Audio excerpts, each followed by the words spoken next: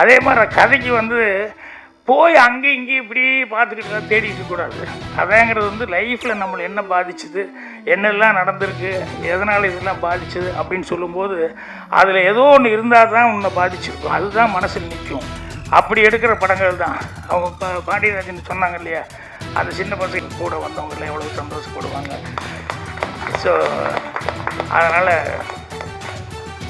நாளைக்கு எங்கேயாவது மறுபடியும் அவங்க வீடு எங்கேன்னு கேட்டு அப்புறம் போய்க்கலாம் அப்படின்னு சொல்லிட்டு ஆதரனை திட்டிக்கிட்டே உட்காந்துருக்கேன். ஆனால் எல்லாருடைய சந்தோஷத்தை பார்க்கும்போது படங்களை பற்றி எல்லாருமே ப்ரைஸ் பண்ணி பார்க்கும்போது ஏஐ வந்துருச்சு. எப்படியா இருந்தாலும் ஒரு கலைஞர் மனிதத்தை நோக்கிய கதை எழுதணும், கூட என்னென்ன எக்ஸிபிட் பண்ணுறது. அதாவது நான் வந்து யாருக்கு காமிக்கணும் அப்படின்றதுல முன்ன மாதிரி தியேட்டர் டிஸ்ட்ரிபியூஷன் இந்த இதெல்லாம் தாண்டி ஒரு கதையெல்லாம் நான் வந்து மிக சரியாக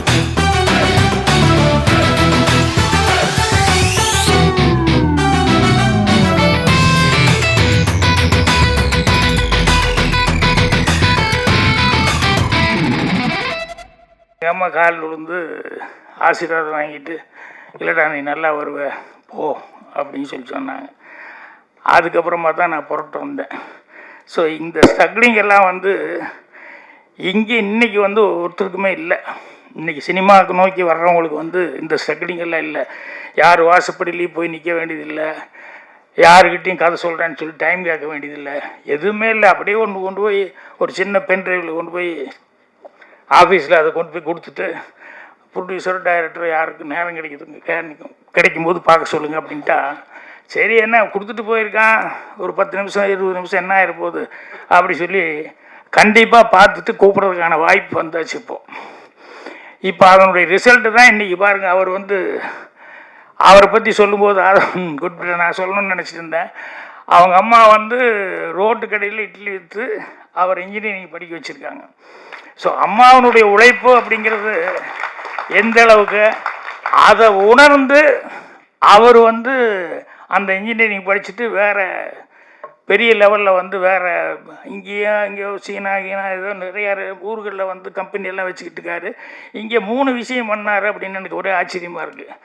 என்னென்னா ஒரு பத்திரிகை நாளிதழ் ஒன்று நடத்துகிறாரு, மெட்ரோ பீப்புள் அப்படின்னு சொல்லிட்டு, அது ஒன்று. அப்புறம் பிரியோ அப்படின்னு சொல்லிட்டு ஓடிடி, அது டிவி எல்லாமே கஷ்டமான வேலைகள். அப்புறம் அதோடு சொல்லி கடைசியில் சொன்னார் என்னென்னா, இந்த பாம்னு ஒரு படம் நான் தான் எடுத்தேன் அப்படின்னாரு. எனக்கு ஒரே ஆச்சரியமாக இருந்தது. ஏன்னா இத்தனை வேலைகளை பண்ணிக்கிட்டு பாம்னு ஒரு படம். அப்புறம் நான் சொன்னேன், அந்த பாம்பில் ஒன்றுமே வரல அப்படின்னா. அப்போது கண்டிப்பாக இனிமேல் சினிமா இருக்கிற ஐடியாவே இருக்காது அப்படின்னு. இல்லை செகண்ட் படம் உடனே நான் அனௌன்ஸ்மெண்ட் பண்ணிட்டேன் அப்படின்றாரு. ஸோ 2வது படத்தையும் வந்து அவர் அனௌன்ஸ்மெண்ட் பண்ணி இங்கேயும் வந்து இதில் யார் ஜெயிக்கிறாங்களோ அந்த வின்னருக்கு வந்து கண்டிப்பாக நான் படம் கொடுக்குறேன் அப்படின்னு சொன்னேன். அதனால தான் சொன்னோம், நீங்களாம் எவ்வளோ அதிர்ஷ்டசாலிகள் அப்படின்னு சொல்லி. ஏன்னா சினிமா இன்றைக்கி அது ஓடல இது ஓடல அப்படி இப்படி இருக்காங்க. சினிமாவில் உண்டானது பேன் இண்டியா படம் எடுக்கிறேன், அந்த படம் எடுக்கிறேன் அப்படி இப்படின்னா அதுக்கு வேண்டியது மெட்டீரியல் வந்து கதை தான் விதை. அதை மிஸ் பண்ணியாச்சுன்னு சொன்னோம்னா அப்புறம் என்ன பேன் இண்டியா எவ்வளோ கோடிகள் கொடுத்தாலும் ஒன்றும் பண்ண முடியாது. கதைக்கு வந்து என்றைக்குமே அவ்வளோ தூரம் ஒரு மரியாதைன்னு ஒன்று இருக்குது. இந்த ராமாயணத்தில் வந்து ராமருக்கும் ராவனுக்கு சண்டை. ராவணன் வந்து நின்ட்டாப்புல முதலாளாக ஒரு சைடில் அவன் படையோடு நிற்கிறான். ராவணன் நின்ட்டானோடனே அடுத்து ராமர் வந்தாச்சு, அவங்க படை இருக்குது. இப்போ என்னென்னா கொடி பறக்க விட்டுவாங்க. அந்த கொடி பறக்க விட்டதுக்கப்புறம் தான் 2 பேருக்குள்ளே ஃபைட்டு ஸ்டார்ட் பண்ணும். இவர் கொடி ஏற்றி நின்றுருக்கார் ராவணன். ராமர் சைட்லேருந்து கொடி ஏற்றலை. என்னையா இன்னும் கொடி ஏற்றாமல் இருக்காங்க, என்ன ரீசனு என்ன அப்படின்னா, இந்த போர் பண்ணுறவங்க 2 பேரும் வந்து அவளுக்கு வந்து ஒரு கங்கணம் கட்ட வைக்கணும். அந்த கங்கணம் கட்டிட்டு தான் வந்து ஃபைட் பண்ணும். அப்படி கங்கணம் கட்டிட்டு ஃபைட் பண்ணும்போது ராமருக்கு வந்து யாரோ வந்து கங்கணம் கட்டிகிட்டே இருக்காங்க. அது வந்து சுத்த பிராமணன் யாராவது ஒருத்தர் கட்டினா தான் அது நிற்கும், இல்லைன்னா கழண்டு விழுந்துடும். சுத்த பிராமணன்னா வந்து ஒவ்வொருத்தனா வந்து தேடினா அது நிற்க மாட்டேங்குது. கங்கணம் கட்டாமல் கொடி எப்படி ஏற்றுறது? அவர் எவ்வளவோ முயற்சி பண்ணிட்டுருக்காரு. இந்த பிராமணன் வந்தால் அந்த பிராமணன் வந்தால் அந்த பிராமணன் ஒருத்தனும் வந்தால் ஒன்றும் ஏறல. கடைசியில் ராவணன் கேட்டால் என்ன நடந்துட்டு இருக்காங்க அப்படின்னா, இல்லைங்க அந்த கங்கணம் கட்டல, எது கட்டினாலும் கண்டு விழுந்துருது, அதனால் சுத்த பிராமணன் யாராவது ஒருத்தர் கட்டினது தான் வந்து அந்த கங்கணம் நிற்கும்னு சொல்கிறாங்கண்ணா. உடனே கங்கணம் கொண்டாங்கடா ஒன்று வாங்கினார். இவர் குதிரை எடுத்தார். இவர் நேராக அங்கே போனார் ராமர்கிட்ட. கையை காட்டு அப்படின்னாரு. உடனே ராமர் கையை நீட்டினார். கும்பிட்டு ராவணன் கட்டினான். கங்கணம் நின்னது. இப்போ கொடி ஏற்றுங்க, இப்போ ஃபைட் பண்ணலாம். இப்போ இப்படி கதை சொன்னோம்னா ராமர் ஹீரோவா ராவண ஹீரோவா? ஒரு கதையை இப்படி பண்ணும்போது மொத்தமாகவே மாறி போகுது இல்லை. அதனால் கதைக்கு உண்டான வீரியம் அப்படிங்கிறது வந்து அதில் என்ன வேணால் கொண்டு வரலாம். அதே மாதிரி கதைக்கு வந்து போய் அங்கேயும் இங்கேயும் இப்படி பார்த்துக்கிட்டுலாம் தேடிட்டு இருக்கக்கூடாது. கதைங்கிறது வந்து லைஃப்பில் நம்மளை என்ன பாதிச்சுது, என்னெல்லாம் நடந்திருக்கு, எதனால் இதெல்லாம் பாதிச்சுது அப்படின்னு சொல்லும்போது அதில் ஏதோ ஒன்று இருந்தால் தான் உன்னை பாதிச்சிருக்கும், அதுதான் மனசில் நிற்கும். அப்படி எடுக்கிற படங்கள் தான். அவங்க பாண்டியராஜன் சொன்னாங்க இல்லையா, அந்த சின்ன பசங்க என் ஆஃபீஸ்லேயே தான் உட்காந்துருந்தான், அவனுக்கு இவ்வளோ தூரம் விவரம் இருக்குன்னு காமிச்சிக்கவே இல்லை. எங்கே அவங்ககிட்ட இருக்கிற நான் பிடிங்குவோன்னு சொல்லாமட்டானே என்ன. ஆனால் என் கதையெல்லாம் அவங்க நான் டிஸ்கஸ் பண்ணிக்கிறேன். என்னோடய கதையெல்லாம் சும்மா உட்காந்துருக்கும்போது சாயங்கால நேரத்தில் வேலை முடிஞ்சதுக்கப்புறம் உட்காந்துக்கு பேசிகிட்டு இருந்திருக்கேன். ஆனால் அவன் இவ்வளோ விவரமாக இருப்பான்னு எனக்கு தெரியல. பசங்க படம் பார்த்ததுக்கப்புறம் தான் தெரிஞ்சு அட இவ்வளோ சமாச்சாரம் வச்சுருக்கேன் அப்படின்ட்டு. நிறைய பேர் வந்து கூட இருக்கும்போது நமக்கு சில விஷயங்கள் தெரியும், சில விஷயங்கள் வந்து தெரியாது.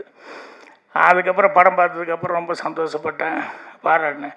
அதனால் நீங்கள் வர்றவங்க எல்லாருமே வந்து டெக்னீஷியன்ஸ். அவர் வந்து இவர் மருது அவர் பேசிட்டு போயிட்டார். அவர் சொன்னார் டெக்னிக்கலாகவும் வந்து இப்போ வந்து என்னென்னலாம் வந்துட்டுருக்கு, அதுக்கு தகுந்த மாதிரி நம்ம இதாகணும் அப்படி இப்படின்னு சொல்லிக்கிட்டு இருந்தார். அவர் சொல்கிற டெக்னிக்கும் கண்டிப்பாக கற்றுக்கணும், அதையும் நம்ம அப்ளை பண்ணணும். அதே நேரத்தில் வந்து இவர் திருப்பி கண்டென்ட்னு வேறு ஏதோ சொல்லிக்கிட்டே இருந்தார். கதைங்கிறது தான் உண்மையான கண்டென்ட்டு. அந்த கண்டென்ட் இருந்தால் தான் எதுவுமே டெவலப் பண்ண முடியும், எதையுமே பண்ண முடியும். அதனால் அந்த கண்டென்ட்டுங்கிறது வந்து ரொம்ப முக்கியம். அது அங்கேயும் இங்கேயும் தேடாமல் இதுலேயே வந்து நிறைய கதை சிம்பிளானது தான். அந்த ஃபஸ்ட்டு ப்ரைஸ் வாங்கினாரே ஒரு சிம்பிளான மேட்ரு தான். அந்த பொண்ணு ஏதோ சொல்லணும்னு நினச்சிக்கிட்டு அவள் ஏதோ ஐடியா பண்ணி அவள் வந்து சொல்லணும்னு சொல்லி வந்து உட்காந்துக்கிட்டு இருந்தால் சூழலெல்லாம் பார்த்தா இது சரியாக வராது அப்படின்ட்டு ஒரு சம்பவமாக தான் அதை எடுத்துக்கிட்டார். அவ்வளோதான், அதில் ஒன்றும் பெரிய இதாக இல்லை. ஆனாலும் வந்து அது நமக்கு ஒரு மனசுக்கு வந்து ஒரு நிறைவை கொடுத்தது. அந்த மாதிரி 2-3 நிறையா படங்கள் இதில் எடுத்திருக்கவங்க எல்லாருமே வந்து ரொம்ப சிறப்பான முறையில் வந்து பண்ணியிருக்காங்க. ஸோ உங்களுக்கு வந்து கண்டிப்பாக நல்ல எதிர்காலம் இருக்குது. இதுக்காகத்தான் ஆதவா பேசாமல் உட்காந்துருந்து நான் என்னென்னா 7:30 மணிக்கெல்லாம் போயிடலாம் அப்படின்னா 7:30 மணி ஆகிப்போச்சு. அப்புறம் சரி நீ என்ன பண்ணுறது, நாளைக்கு அவங்க வீட்டுக்கு தான் போய்க்கணும், சமாதானப்படுத்திக்கலாம். ஏன்னா இங்கே இத்தனை பேர் இருக்கும்போது அவங்க இவ்வளோ பேர் கலந்துக்கிறாங்க போது அப்புறம் எல்லாருமே அந்த ஃபஸ்ட் ப்ரைஸ் வாங்குறவங்களுடைய சந்தோஷத்தை பார்க்கணும். அதே மாதிரி அவங்க செலக்ட் பண்ணும்போது அவங்களுக்கு கூட வந்தவங்களாம் எவ்வளோ சந்தோஷப்படுவாங்க. ஸோ அதனால் நாளைக்கு எங்கேயாவது மறுபடியும் அவங்க வீடு எங்கேன்னு கேட்டு அப்புறம் போய்க்கலாம் அப்படின்னு சொல்லிட்டு அதனை திட்டிக்கிட்டே உட்காந்துருந்தேன். ஆனால் எல்லாருடைய சந்தோஷத்தை பார்க்கும்போது படங்களை பற்றி எல்லாருமே ப்ரைஸ் பண்ணி பேசும்போது அதில் நடித்தவங்க அந்த டெக்னீஷியன்ஸ் எல்லாத்தையும் பற்றி பேசும்போது அவங்க சந்தோஷத்தை பார்க்குறது மனசுக்கு அவ்வளோ நிறைவாக இருந்தது. கூடிய சீக்கிரம் உங்களுக்கெல்லாம் வந்து பெரிய திரையிலேயே நீங்கள் செஞ்சு நீங்களும் நிறைவடையணும், உங்களை பார்த்து நாங்களும் நிறைவடையணும். ஆதவனுக்கு அதுக்கு மனதால் இது ஒரு சேவை மாதிரி தான் செஞ்சுருக்காரு அவர். ஆதவன் ஏதோ ஒரு காம்படிஷன் வைக்கிறோம் அப்படின்னு என்கிட்ட வந்து ஒரு வாரம் தான் சொன்னார். அதுக்கப்புறம் மறுபடியும் ஒரு தடவை ஃபோன் பண்ணி இந்த டேட்டு அப்படிங்கிற மாதிரி சொன்னார். முதல்ல சொன்னார் எங்கேயோ ஒரு இடம். நான் சொன்னேன் அங்கெல்லாம் அவ்வளோ தூரம் வருவாங்களான்னு சந்தேகமாக இருக்குப்பா, அவ்வளோ தூரத்தில் கொண்டு வைக்கிறியே அப்படின்னு சொல்லிட்டு அதுக்கப்புறம் தான் இங்கே வச்சுக்கலாம் அப்படின்ட்டு எல்லாத்துக்கும் சென்டராக இருக்கும் அப்படின்னு சொல்லிட்டு இங்கே வச்சாப்புல. அதுக்கப்புறம் படத்தை கொண்டு வந்து கடைசியில் கொண்டு வந்து என்கிட்ட கொடுத்தாப்புல 3 நாளைக்கு முன்னாடி இல்லை. அப்போவே வாங்கி உடனே 10 படத்தையும் லைனாக பார்த்துட்டேன். அப்புறம் அதில் ஏதோ ஒரு சின்ன டவுட் இருக்குன்னு சொல்லி தான் ஃபோன் பண்ணி அசிஸ்டண்ட்கிட்ட கொஞ்சம் கேளுப்பா அப்படின்னு சொல்லி சொன்னேன். ஸோ எனக்கு படம் பார்க்கும்போது திருப்தியாக இருந்தது. என்னென்ன சேனலில் எப்படியெல்லாம் பண்ணணும் அப்படின்னு சொல்லிட்டு எல்லாருமே முயற்சி பண்ணியிருக்காங்க அப்படின்ட்டு. மேடையில் இருக்கிற அனைவர் சார்பாகவும் என்னுடைய வாழ்த்துக்களை தெரிவிச்சிருக்கிறேன். ஆக்சுவலாக முன்னே எப்போதும் விட ஆர்ட் ஆஃப் ஃபிலிம் மேக்கிங் வந்து முன்னே எப்போதும் விட இப்போ ஜனநாயகப்படுத்தப்பட்டுருச்சு. எப்படின்னா டெக்னாலஜி வந்து ரிமார்க்கபிளாக சேஞ்ச் பண்ணிடுச்சு. அதாவது படம் எடுக்கிறது அதில் வந்து இப்போ இந்த போன முறையும் இது நடந்ததுன்னு நினைக்கிறேன் இல்லைங்களா? இதுதான் ஃபஸ்ட் டைமா? ஆக்சுவலாக கால்டுவேலும் சாமிநாதன் பாலசாமிநாதன் 2 பேரும் சம்மந்தப்பட்டிருக்காங்க. இது ஒரு கிட்டத்தட்ட இதுலேயும் சம்மந்தப்பட்டிருக்காங்க. அதனால் இது ஒரு பெரிய மூமெண்ட்டாக இனிமேல் வளரணும்னு தான் நான் விரும்புகிறேன். ஆக்சுவலாக யங் ஃபிலிம் மேக்கருக்கு இப்படி ஒரு எவ்ரி இயர் ஒரு சின்ன அவென்யூ, அப்படி ஒரு தங்களுடைய ஒர்க்கை காமிக்கிறதுக்கு அல்லது பாராட்டு போல வைக்கிறதுக்கு கூட இண்டஸ்ட்ரியில் இருக்கிற ப்ராமினென்ட் பீப்புள் அதை பார்க்குறது, இப்படி ஒரு இண்டஸ்ட்ரிக்கும் வளர்கிற கலைஞர்களுக்குமான ஒரு கனெக்ஷன் வந்து ரொம்ப பல காலம் வந்து கேப் ஆகிடுச்சுன்னு தான் நான் நினைக்கிறேன். ஆக்சுவலாக இப்போ என்னென்ன இண்டஸ்ட்ரி வந்து இன்னும் ஒரு ரிமார்க்கபிள் ஸ்பேஸில் இருக்குது. இதை நான் எப்படி சொல்லுவேன்னா வந்து பேப்பர் எல்லா கடையிலையும் கிடைக்குது, அதே மாதிரி வாட்டர் கலர் பெயிண்ட் எல்லா கடையிலையும் கிடைக்குது. ஆனால் எல்லோரும் ஆர்டிஸ்ட் இல்லை, எல்லோரும் ரைட்டர் கிடையாது. அதுபோல தான் ஃபிலிம் மேக்கிங்கும். இந்த தேர்ஸ்ட் வந்து நான் படம் எடுக்கணும் அப்படின்னு நினைக்கிறது, அப்புறம் டுவர்ட்ஸ் அந்த ஆர்ட் ஃபார்மை நோக்கி அந்த இண்டஸ்ட்ரிக்குள்ளே வரணும்னு நினைக்கிறதுக்கு சில பேருக்கு தான் வந்து அந்த ஸ்பிரிட் இருக்கும். சில பேர் தான் அதை வந்து ஒர்க் பண்ணி அதை அச்சீவ் பண்ணுவாங்க. ஆக்சுவலாக இப்போ என்னென்னா முன்னே நான் சொன்னது போல் பேப்பரை போல், அதாவது டெக்னாலஜி ஜனநாயகப்படுத்தப்பட்டுருச்சு. செல்ஃபோன்லேயே நீங்கள் படம் எடுக்கலாம். நான் ஒரு 15 வருஷத்துக்கு முன்னாடியே ஒரு செல்ஃபோனில் யூரோப்பை ஒரு நோமேடிக் ஃபேமிலி, அதாவது ஒரு என்ன சொல்கிறதுங்க, ஒரு நாடோடி குடும்பம் கல்ஃப் கண்ட்ரீஸ்லேருந்து யூரோப்புக்கு ட்ராவல் பண்ணுறத செல்ஃபோனில் எடுத்த படத்தை ஒரு 15 வருஷத்துக்கு முன்னாடி நான் பார்த்தேன். அது வந்து ரொம்ப என்ன தூக்கமே போய்க்கிடுச்சு. ஆக்சுவலாக இவ்வளோ பெரிய பாசிபிலிட்டி இருக்கா சினிமாவில் இனிமேல்? இப்போ வந்து சினிமா இனவே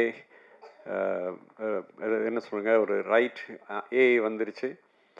எப்படியா இருந்தாலும் ஒரு கலைஞர் மனிதத்தை நோக்கிய கதை எழுதணும், கூட என்னென்ன எக்ஸிபிட் பண்ணுறது, அதாவது நான் வந்து யாருக்கு காமிக்கணும் அப்படின்றதுல முன்ன மாதிரி தியேட்டர் டிஸ்ட்ரிபியூஷன் இந்த இதெல்லாம் தாண்டி ஒரு தடையெல்லாம் மீறி போயிடுச்சது. நான் வந்து மிக சரியான அவுட்புட்டாக இருந்தால் சினிமா வந்து நான் சொல்ல வந்த கண்டென்ட்டும் வே ஆஃப் மேக்கிங்கும் கரெக்டாக இருந்தால் நான் உலக திரைப்பட சம்பந்தப்பட்டவருடைய தொடர்பு கொள்றதுக்கு இடையில் இருக்க எந்த தடையும் இல்லை.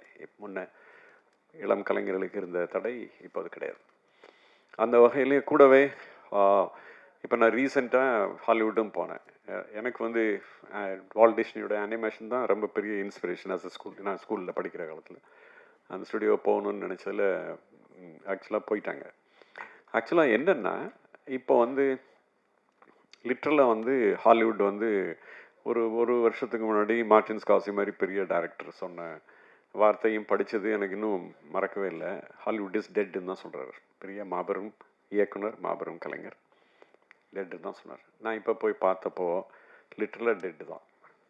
ஆக்சுவலாக எல்லா ஃப்ளோரும் சும்மா தான் கிடக்கு. ஆக்சுவலாக வந்து ஆனால் அனிமேஷன் ஸ்டுடியோஸ்லாம் ஆக்டிவாக இருக்குது. அப்புறம் வந்து விர்ச்சுவல் செட்டெல்லாம் வந்துடுச்சு. அப்புறம் வந்து டீசென்ட்ரலைஸ் ஆயிடுச்சு. சினிமா வந்து ஹாலிவுட்டை வேடிக்கை பார்க்க வர டூரிஸ்ட் க்ரௌடு கூட குறைஞ்சிச்சு.